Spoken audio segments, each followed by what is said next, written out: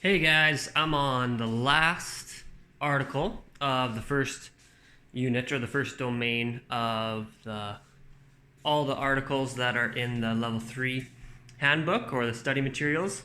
And so the last article that's in there is now on squatting mechanics and how to evaluate the squat. So there's no two squats are basically going to look exactly the same. There are a lot of factors that are going to go into each squat or everyone's individual squat. We'll just start from the bottom and work our way up. So ankles, first of all, ankle mobility is going to be big when it comes to squatting.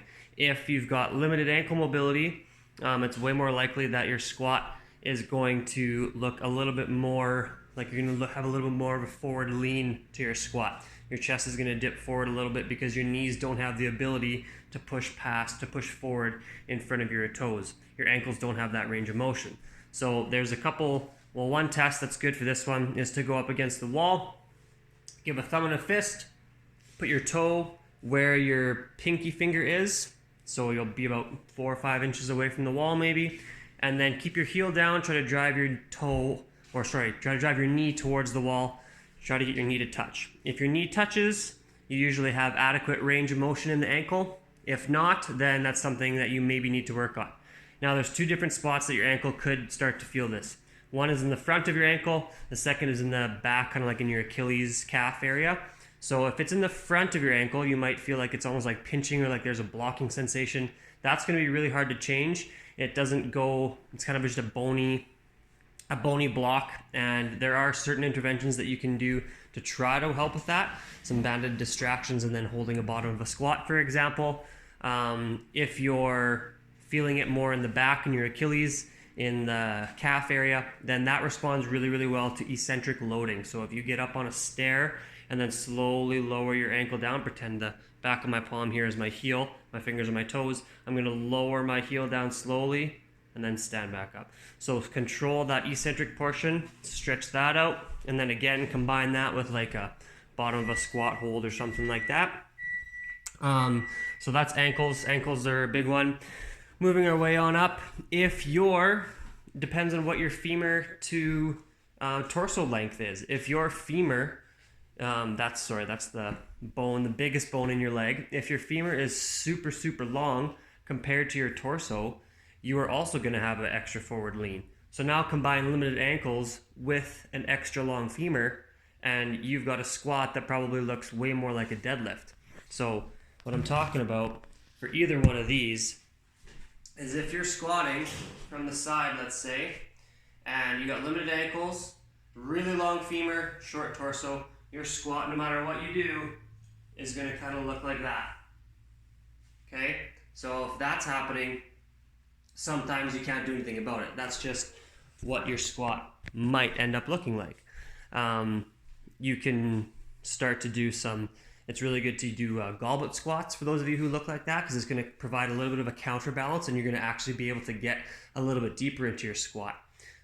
So you can use that. So what I'm talking about there, again, is let's say you're holding onto a weight or something, you hold it in front of you, you should be able to sit back further into a little bit of a deeper squat, keep your chest a little bit more upright.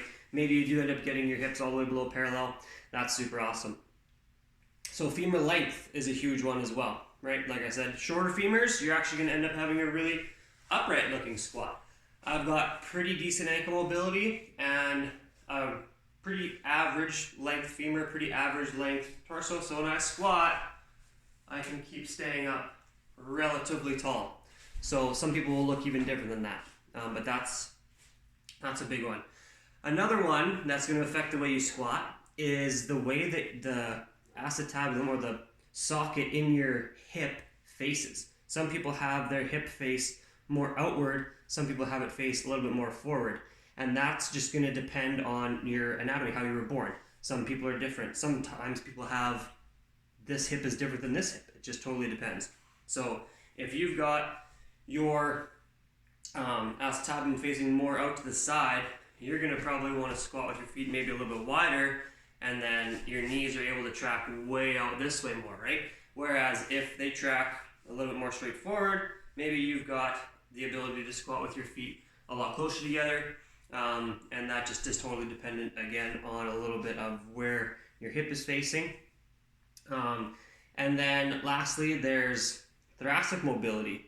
So, I shouldn't say lastly, I'm just thinking of an air squat here, for example, how everything could look different. But for an air squat, if you've got really poor thoracic mobility, you have trouble keeping your chest up really tall as you're going down, then again, your squat might look a little bit more like that. Or maybe you've never been in this position before and you need to fight to stay up nice and tall. So, evaluating the squat, there's a lot that goes into it. Obviously, there's tons of different things to look at. Those are just a couple.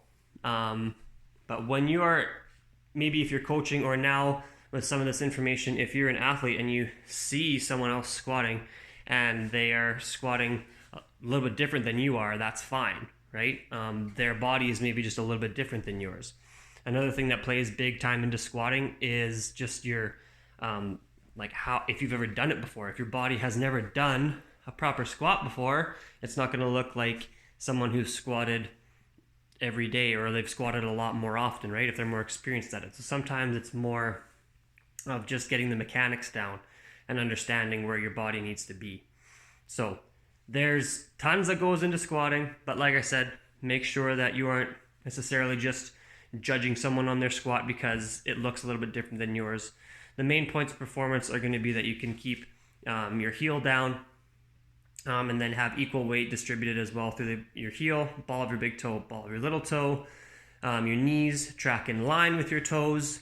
Hips descend back and down on the way down. Ideally, your hips get below parallel and your chest stays up nice and tall. So that's the main requirements for an air squat, let's say. Regardless of how you get there, it doesn't necessarily matter. It's going to look a little bit different, but if you can still maintain all those points of performance, doesn't matter if your toes are pointed out a little bit, toes are pointed straight forward. Doesn't necessarily matter so much how tall your chest is, because that's going to depend on your anatomy as well. So that's a little bit of a longer video, but that's the squat.